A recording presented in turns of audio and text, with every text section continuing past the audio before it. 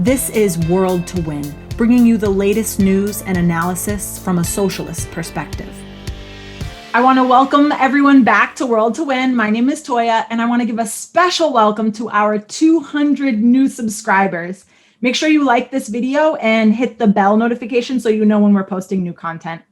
We took last weekend off because we had our virtual Marxist University, which was this huge worldwide event for the international socialist alternative, but we'll talk all about that later. This week, we have an exciting episode, starting with the frenzy that has taken the world by storm with the stock market and Gamestop. And we're with George from the International Socialist Alternative in the US.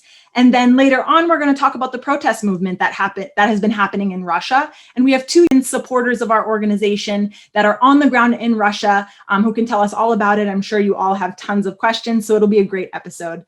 Please be sure to share this stream with your friends because everybody is talking about what's going on and they're going to want to hear our analysis.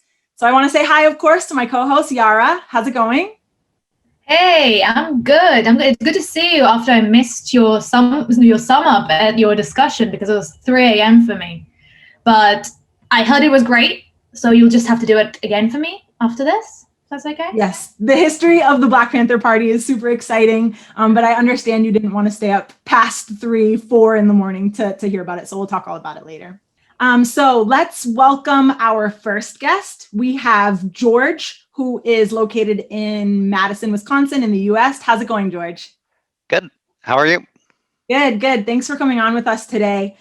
So I want to talk a little bit about what's going on with the GameStop stuff. I mean, it is insane. Over these past 2 weeks, it seems like, at my job, this is the only thing people are talking about. Regular people really getting involved in the stock market, but also getting huge revelations about what actually goes on behind closed doors. So I want to just start by having you explain, what are these terms that people have been talking about, short squeeze, all of this market manipulation, because that is the reason that this stock took off on Reddit, was because of the idea of people participating in the short squeeze. So for people who aren't, totally aware of what these terms are, can you explain what happened and why all of this was possible?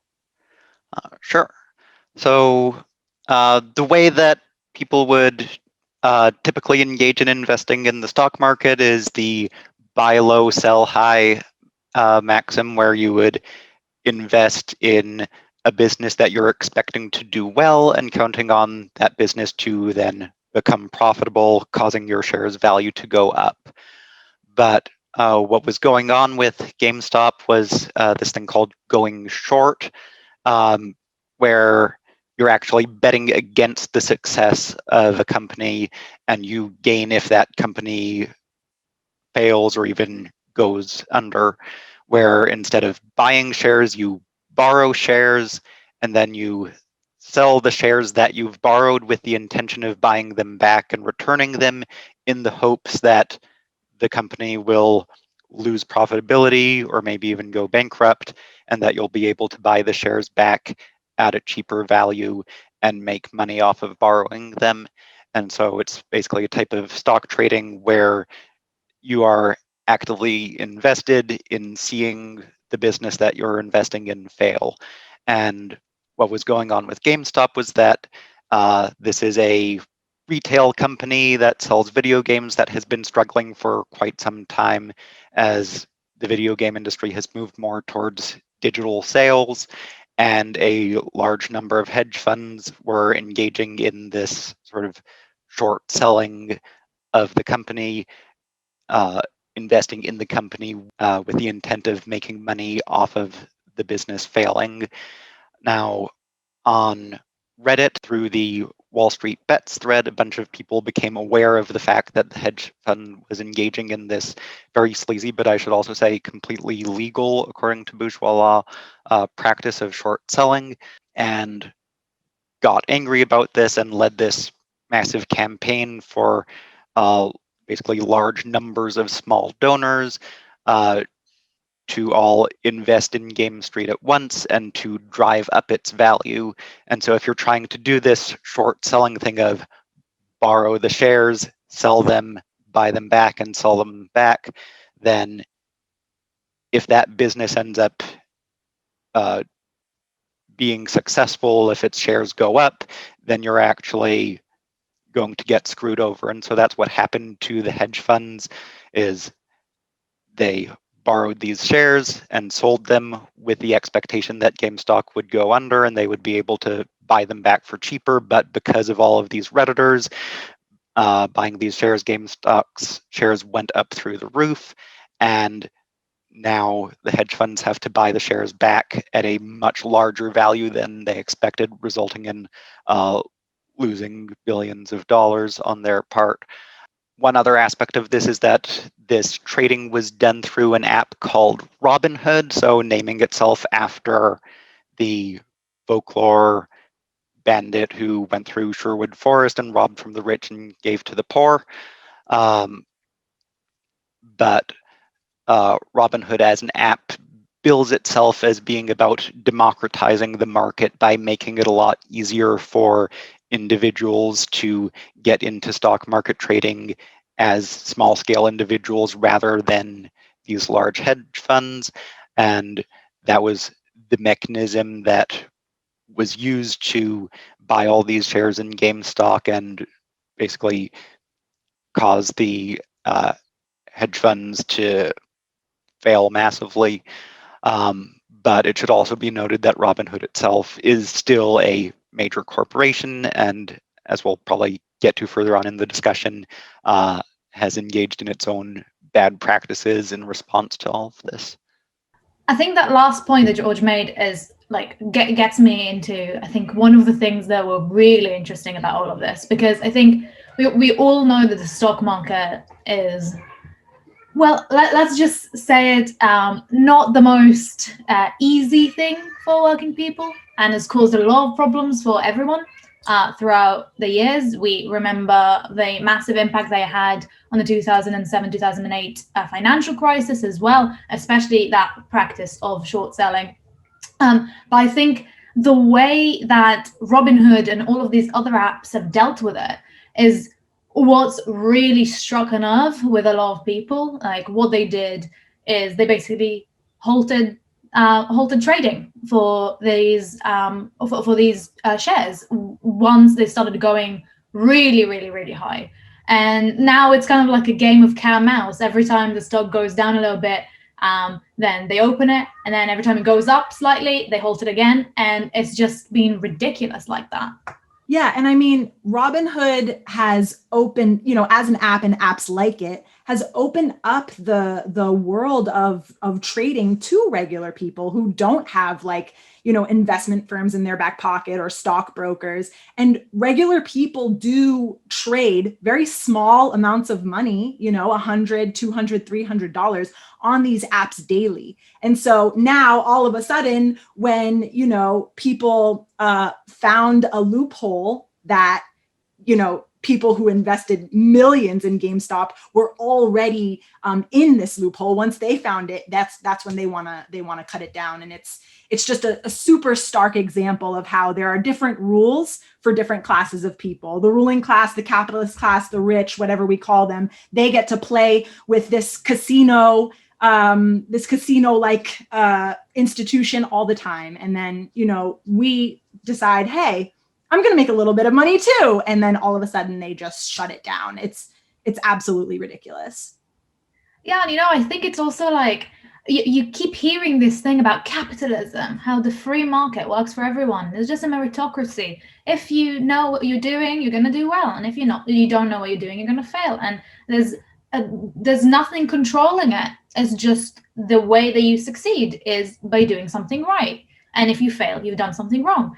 But then the way that these apps have dealt with it, the way that Wall Street has dealt with it generally, we see how that is not true. It's not like there's this kind of capitalist liberal term, the invisible hand, of how the market just sorts itself out and no one controls it, and it just works in this mysterious, magical way. But we see that this hand is not that invisible now. We see that there is a very obvious invisible hand that just changes the market and works it to support the rich. And once ordinary people are starting to make profits and rich people are starting to lose profits, suddenly the system is starting to push and work for the benefit of the super rich to maintain their profits. And I think that's something that has really angered a lot of people, and I think really showed that this is a casino, but it's a casino in every sense of the way. There is a bunch of mobsters who are controlling it and not letting you win if you're making a lot of gains. Well, and not only like this whole idea of the free market and it all works itself out, but how many times have we heard about poor people being shamed in the way that they deal with their money? Well, if you get some money, instead of spending it on Nikes and computers when actually people are spending it on the essential goods, right? You should like avocados and coffee. Yeah, avocado toast. That's my favorite one. You should invest it. And then people invest it and it's like, no, actually, you are not going to participate in this. But also, I think this whole thing has just opened people's eyes. I mean, literally for the past 2 weeks at my job, this is all construction workers have been talking about. I mean, on the one hand, I hear people saying things like, AOC finally said something I agree with. She's calling out these, big bankers and the casinos, and, never hear people talking about AOC. And I was like, oh, who's talking about AOC? I have opinions on her. But on the other hand, you have people saying, how does the stock market work? And just these actual explanations from people on the basics of the stock market. And the conclusion that everyone is drawing with is like, wait, why? Why did they stop it? Why can't we do this? This isn't fair. And I mean, it was shocking to me to see how many people were so interested in discussing, the fact that the super rich are actually stopping working class people from participating in their financial institutions. Yeah, and I think it's also really stark when you see, you would have these excuses of, well, we're giving out a bailout so that these companies won't have to sack all of these workers. But this practice is built around companies failing. It's built around companies sacking the workers and going under. So you can't make that point anymore. And it's just left all of them completely naked with no explanation, but they're still doing it because the first thing that they're going to do is protect profits of big business. And I think it's completely obvious when you compare it in a situation of a pandemic to pharmaceutical companies, the pharmaceutical industry, where they take medicine and they hike up the prices of the medicine. And the best that people can do is get the government to subsidize it. So essentially just using taxpayers' money to give these corporations so ordinary people can buy it at a lower price. But even in those situations, they're not stopping those corporations from hiking up the prices. They're still paying the money to those corporations. But when those pharmaceutical companies are causing people to die because some people still can't afford the prices of this medicine that shouldn't be this pricey, especially when you consider the whole patent industry around it. But then you see something like the stock market, which is literally just gambling over people's livelihood. This can actually, this is something that's been going on for a really long time, for centuries, and still people are, gambling with our money and causing those financial crises. Suddenly, when ordinary people are using that system against big business, suddenly we're stopped. It can't be. It's not okay that that's happening. But when big companies are doing the same thing every single day against ordinary people, then no one's doing anything about it. And suddenly no one cares. And I think you mentioned AOC a little bit, and I think that goes into the whole kind of, I think everyone's been talking about it. And when Robinhood and the other apps and the brokerage firms as well kind of restricted trading, so AOC and even Ted Cruz were speaking out against it. And I think that the Congress is planning hearings on it. And then you had Elizabeth Warren, a senator in the US that we might know from the presidential race, was calling for more regulation, saying that we need... Which she's been doing, Yara, for years. I'm sorry. Elizabeth Warren, literally for years, the 08-09 stock market crash, that was her thing. We need to regulate Wall Street. We need to regulate Wall Street. And she hasn't. And then I participate in Wall Street, and now all of a sudden she wants to regulate Wall Street again. I'm sorry. I'm so sick of Elizabeth Warren. Continue. I'm sorry. No, but I think that's a really important point. Like she's saying, let's regulate it. We need a level set of rules. We need transparent and open market for everyone. Which I think a lot of people are thinking, is this what we need, or do we now know how to win the game? So they're trying to regulate it. So I was wondering, George, can you tell us a little bit about it? And do you think this is the way to solve this problem, to solve this kind of rigged system by regulation? Well, I would say that individual regulations can potentially succeed in holding back some of the worst excesses of capitalism, but there are some questions that we have to ask, and one of them is, can regulations on their own actually provide a way out? And the answer there, I would say, is definitely no. Even the good regulations that we would get behind are going to be far from sufficient to handle the problem. And the other issue is that a lot of the regulations that are being discussed will actively be counterproductive and hurt people, and are more interested in bringing stability back to capitalism and more geared towards targeting, say, the people on Wall Street bets who did all this investing rather than the hedge funds themselves. So, for instance, the Securities and Exchange Commission is not looking into the hedge funds who are engaging in the short selling because, as I mentioned, although it's a very sleazy practice, it's a sleazy but legal practice. But their focus has been on the people on Reddit and accusing them of market manipulation by driving Gamestop's shares up. And we also sort of see some controversies about how Robinhood is handling things, where Robinhood has been putting a halt on people engaging in further transactions related to GameStop or the other businesses that were involved, like AMC movie theaters. And so there are some discussions about, say, regulations designed to keep companies like Robinhood from being able to do stuff like that, but also regulations that are trying to keep people from using Robinhood the way that they did with GameStop.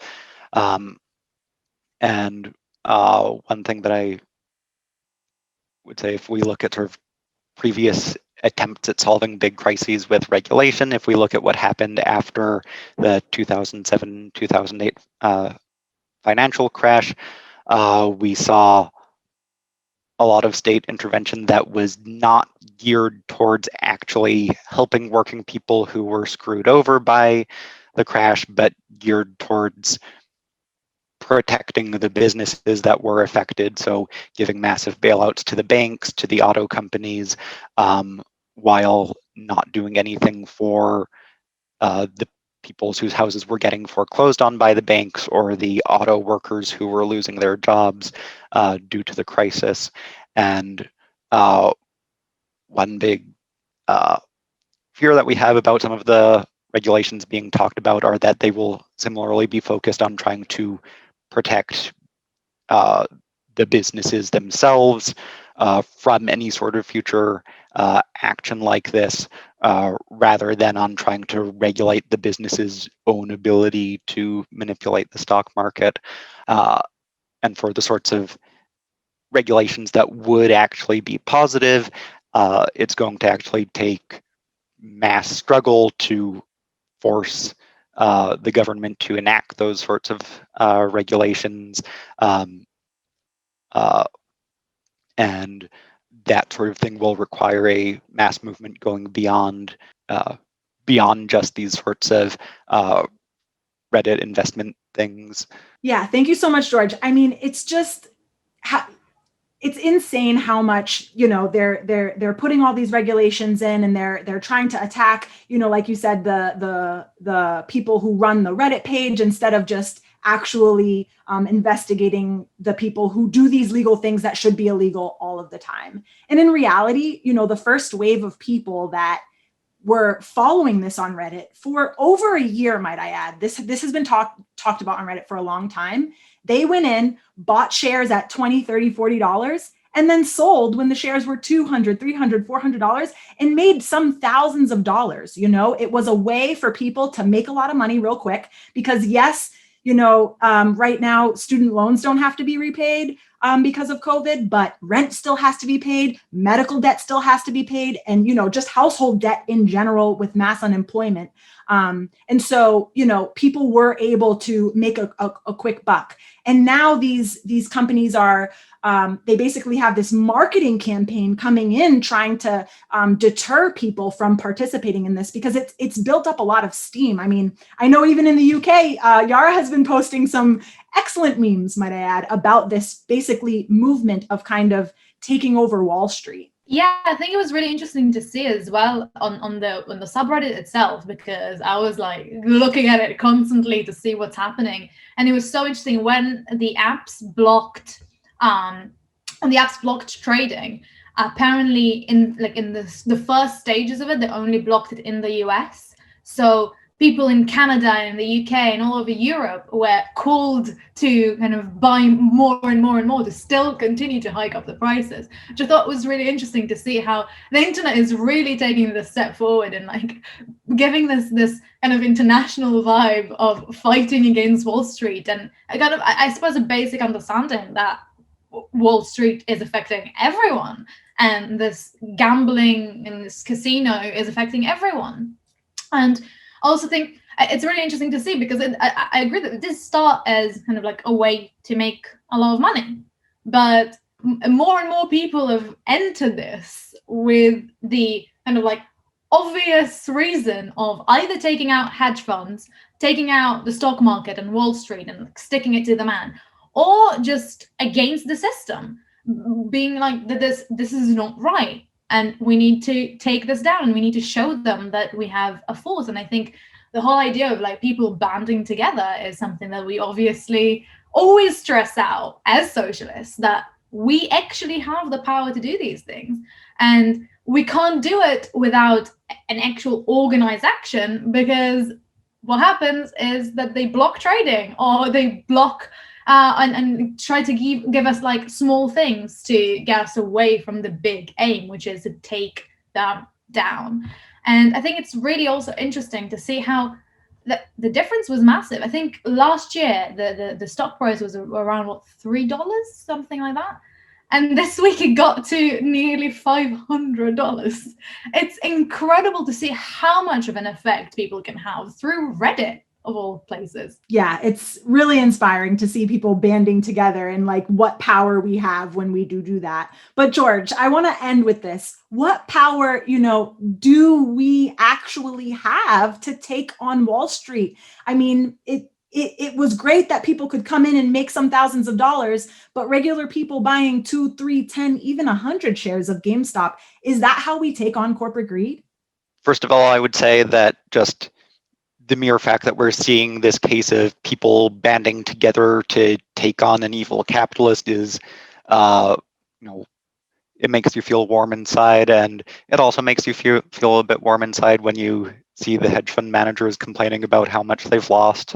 Get a certain sense of Schadenfreude there, and there is this very clear change in how people are viewing the economy and the entire economic system compared to the past. This Robinhood app and the way that it approaches investment is very similar to a phenomenon in the late 90s known as day trading.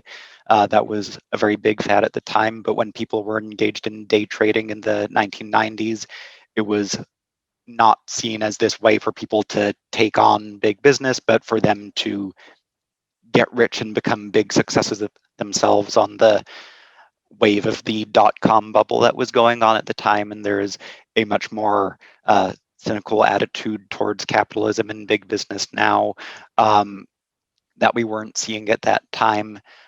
But as far as actually using apps like this or even just sort of like using your power as consumers as the main way of changing, that does have certain limits, because you're basically fighting on a battlefield that is already stacked in favor of the capitalists who have more money that they can trade with. So Melvin Capital, one of the hedge funds that lost a lot of money due to this, has already been able to get a large cash injection from other capitalists to recover billions of dollars that it lost. And you also do have some people like Elon Musk of Tesla sort of joining in on the Wall Street bet side. And he's probably going to come out of this a lot more successful than other people who are engaged in the Wall Street bets have been able to do. He has a lot more to gain than just being able to pay back student debts. But the very positive aspect of this sense of sort of collectively working together against the sleazy behaviors of big business, that is very much the way forward, but far more helpful than banding together through investment is banding together through, say, withholding your labor. There have been some memes going around saying, well, if you think this is interesting, wait till you hear about general strikes.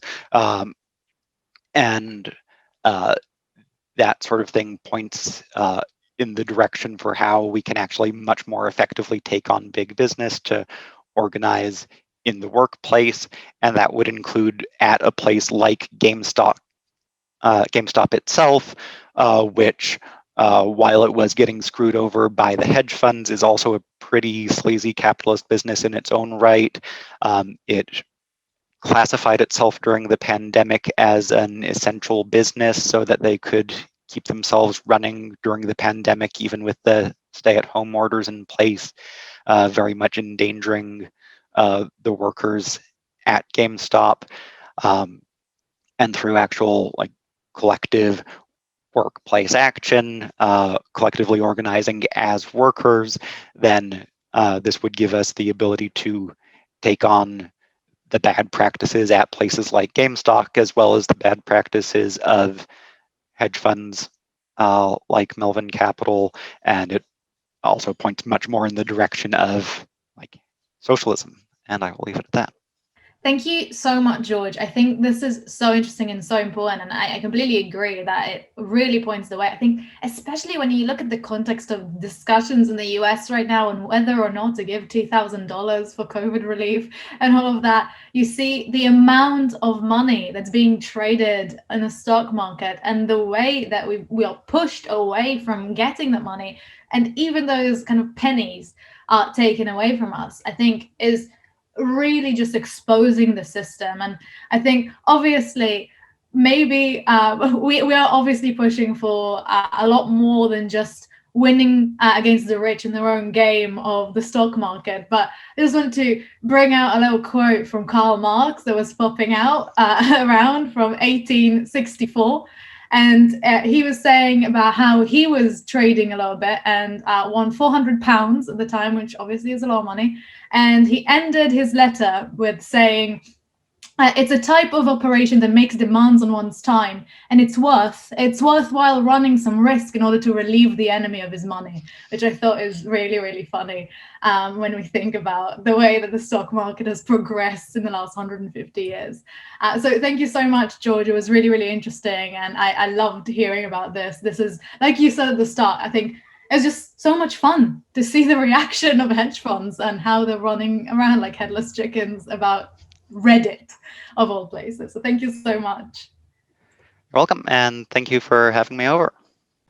So after this really, really exciting and interesting discussion, I want to move to another exciting and interesting discussion about the movement in Russia right now. I think everyone's seeing how protests have erupted in the past few weeks, and they were taking place in over 100 cities in the country, many with hundreds and even thousands of participants. It was incredible to see the photos from these protests, people like standing on snow and like on frozen lakes and being pushed like that.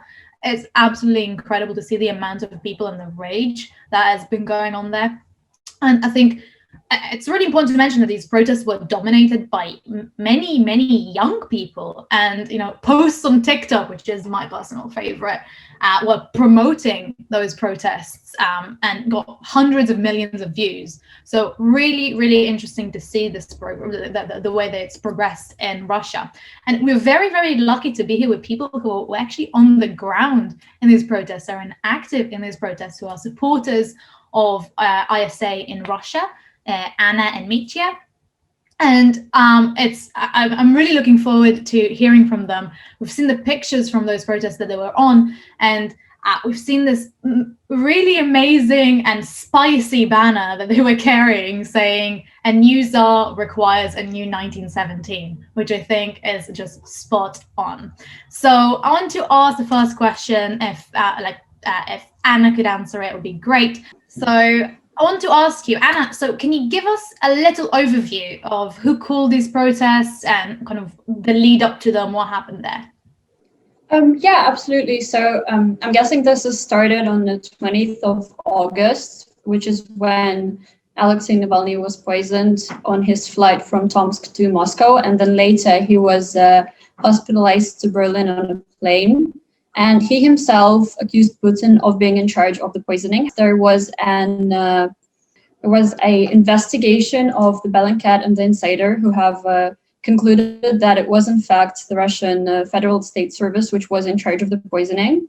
And so he has gone through a process of rehabilitation in Berlin, and then he has returned to Moscow on 17th of January, and there has been a whole story about his flight because it was delayed for an hour, and then later it has landed in a different airport rather than in the Vnukovo airport where it was meant to land initially. And one of the reasons was because he has announced that he's returning back to Moscow, so which is why a lot of people and a lot of journalists have gathered at the airport to meet him. And this is because they have changed the flight to land in another airport, but also afterwards there was another investigation which has proven that this was the original plan. So once he's arrived, he was arrested right at the passport control, and the advocate was not allowed to follow him. And they explained that the reason for his arrest was because he was violating the terms of his suspended jail sentence for the Ivrache case, which was back in 2014. And I think in 2017, this sentence was confirmed to be unfair and fabricated by the European Courts of Human Rights. So after his arrest, Navalny called on his supporters not to be silent, to resist, and to take to the streets. And he said to do it not for him, but for themselves. So this is the leader of Navalny's center. He announced that the protest will be happening across country on the 23rd of January. And also at the same time, Navalny's Anti-Corruption Foundation released a video about Putin's palace in the south of Russia, which has got 60 million views just before the protests have started. And right now it has about over 100 millions of views. So a lot of stuff described in this video have become the sort of symbols of the protests, including the toilet brush, underpants, and the aqua discotheque, which none of us really know what is. I think overall during the protests of 23rd and 31st, it was estimated that around 40,000 people went out in Moscow alone, and surely a lot more in Russia overall. And they were met by police brutality and unfair arrests of the protesters, with a lot of new administrative and criminal cases, which were based on nothing. Yeah, I think, like you say, we've seen the massive state repression, and I think it was very clear that it was going to happen, but still so many people were on the streets. So something about this clearly struck a nerve. So can you tell us a little bit about how it's been on the protests themselves? Why are people out, even with that massive risk? According to polls carried out in the streets in Moscow and St. Petersburg, the median age of protesters is 29, and just around 30% of them just Navalny himself, and others walk down the streets for other reasons. We assume that the main player involved in the protests is young working class people who don't clearly remember their lives without Vladimir Putin. They are mostly educated, but living paycheck to paycheck. There has been a significant decline in living standards since 2014. After the post-Crimea patriotic wave, which lasted for 3 long and politically dead years, Putin's regime has started to lose popular support. The growing discontent has been rooted in poverty and lack of social policies. Russia was pushed through years of austerity since 2008 that had not ended yet. For a long time, working people believed there were better years to come in the near future, but in reality, things just have gotten worse. In 2018, just after rigged elections, which Putin has won again, the government raised the retirement age with no public discussion and no time for the masses to respond. It was a major down for Putin's approval ratings. A wave of regional protests around ecology and elected local authorities issues arose, and some of them gained victories. Then in 2020, coronavirus smashed the last hopes for stability, the term widely propagated in state-owned media. Now there's no working class man or woman or non-binary person assured in their jobs. The government has so little trust, so it was even compelled to ask Putin himself to address the people via television time after time, the thing he had not done ever before. His speeches were met with murmurs and criticism, taken into account just 2 months ago, he had announced a so-called nationwide voting on constitutional amendments, which allowed him to be elected for 2 more presidential terms and to rule until 2036. In 2020, the working people faced harsh post-austerity reality. Hospitals were overcrowded. Doctors and healthcare workers had not enough personal protective equipment. Hospital staff earn under $5 an hour in most Russian cities. So you can imagine the conditions they have been pushed to work in. People tired of corruption, of harsh police control and violence without any consequences, and of poverty. Around 15 million people are living below the poverty line. It's like $117 a month of income.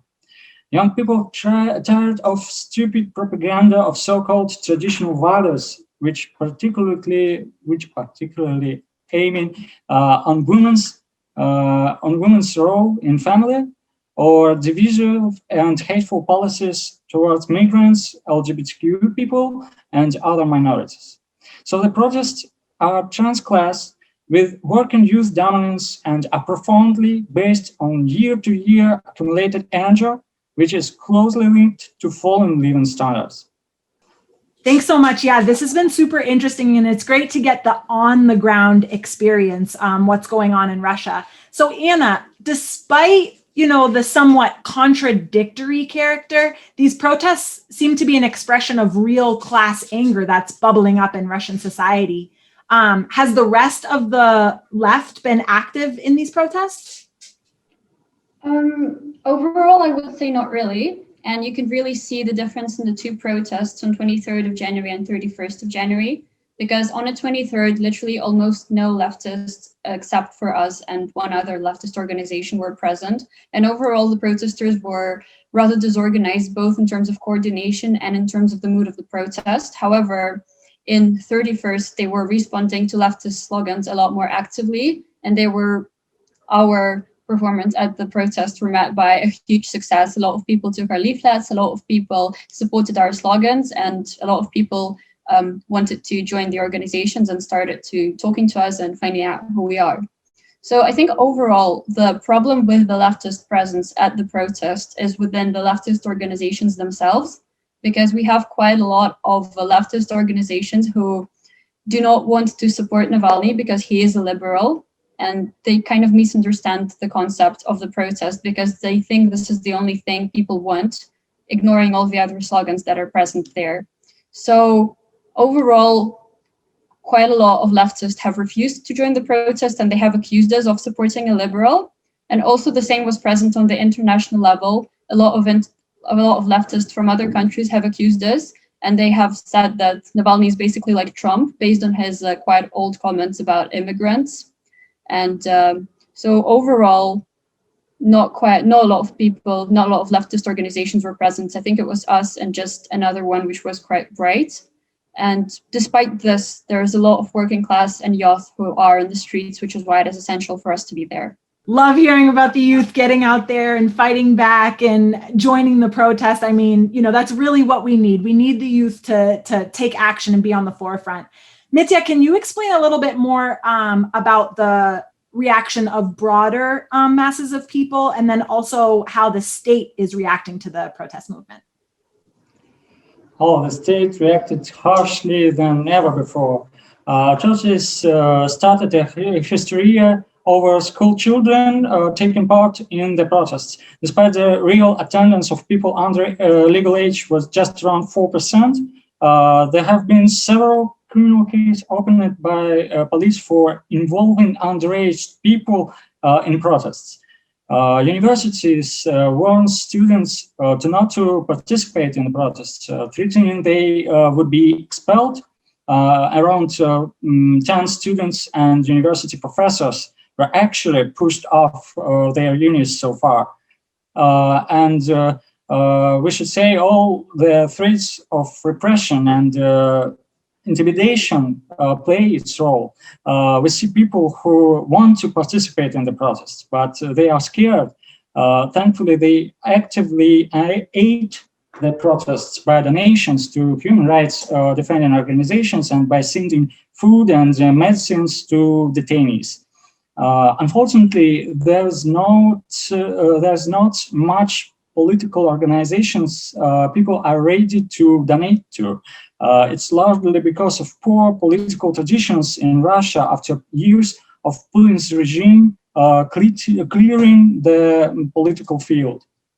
We are nevertheless very optimistic about the mass uprising of this shape because now we see the possibilities to win massive support and to root the political tradition, to get organized, to fund political organization you trust, and to rely not on one leader, but on responsible collective leadership elected from working class people themselves.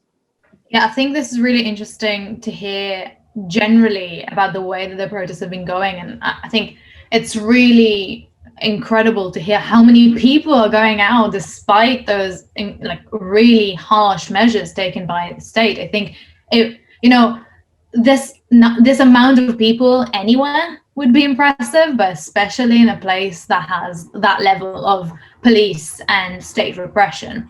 So I was wondering, just to sum up, I wanted to know, and if you can talk a little bit about what our organization is calling for in Russia, and kind of what do you think, because you said that we're optimistic about these protests, which I think is really incredible, but what do you think the way forward is? What are the next steps that should be taken from these protests? Yeah, thank you so much for the question. So I would really like to back what Mitya has said about our job in the protests, that we need to talk to people in terms of we need to give them instruments for them to organize themselves and to set the seed that they do not need a leader. They do not need the liberals and the Anti-Corruption Foundation to tell them what to do.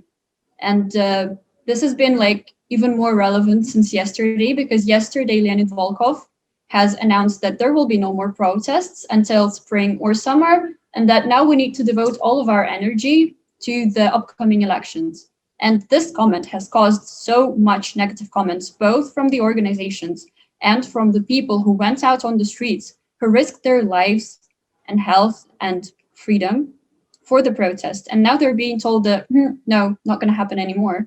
So now it is our job to step up and to tell people that they do not need a leader, especially a leader who has shown not to be that successful, because the protest on the 22nd of February, after Navalny was sentenced to 3.5 years in a penal colony, has been really badly organized, and a lot of people were tortured and beaten and arrested and humiliated by the police.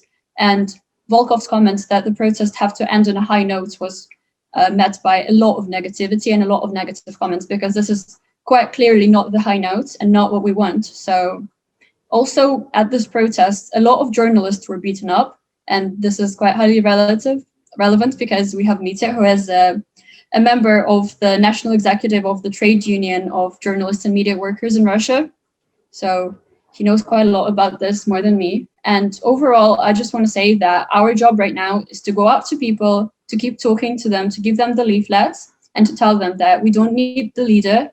All we need is to organize locally at the places of work, at the universities, and that we need to have the leftist approach to protesting or to striking, which is also an effective way of protesting. We don't have to be on the streets to protest. And we're offering them to join in the 2-hour strike we're organizing on the 5th of March, which we're organizing together with the Socialist Feminist Alternative in Russia. And we are explaining them that we need to organize in a socialist way, we need to organize locally, and we need to achieve the Constituent Assembly. So this is our main job right now, and this is what we're doing. Thank you. I want to thank you both so much for coming on our show today, and really keep up the great work. I love seeing the photos of the actions with the feminist group. And Mitya, please stay safe out there. All the work that you're doing is so important, and I'm so glad that you were able to share experiences with us today. Thanks again. Thank you. Thank you. And now for my favorite part of the show, Yara, can you let us know what the shout out of the week is? Yes, I can, and I think you can guess it. I want to give a massive shout out to everyone who participated in the virtual Marxist University last weekend. So I think it was such an incredible event. The summer one was amazing, a whole week of discussions. This one was 3 days, and it was better than ever before. It was so interesting. It was so good that even though we had discussions basically suiting for like every time zone, people stayed up until 3 a.m., until 4 a.m., until 5 a.m. to watch those discussions, because it was so interesting and so good. And I just want to tell our watchers who don't know about the Virtual Marxist University. So it's an event that we organize, the International Socialist Alternative organizes for members all around the world. And there's just, in this case, it's a weekend of discussions. In July, it was a whole week. And it's discussions about literally anything Marxist, from alienation to queer theory and even building the party. So really every single thing was present there.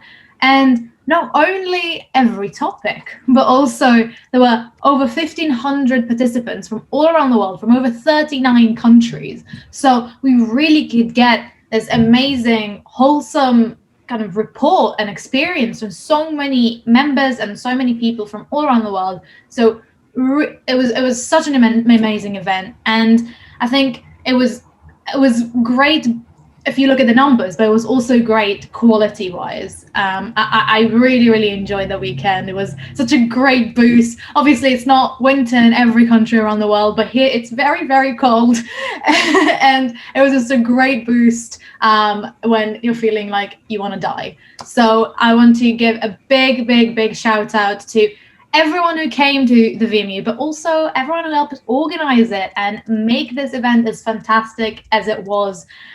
So a great big shout out to everyone. And if you want to read more about it, we actually have an article on the International Socialist Alternative website, which I'm sure will be linked here.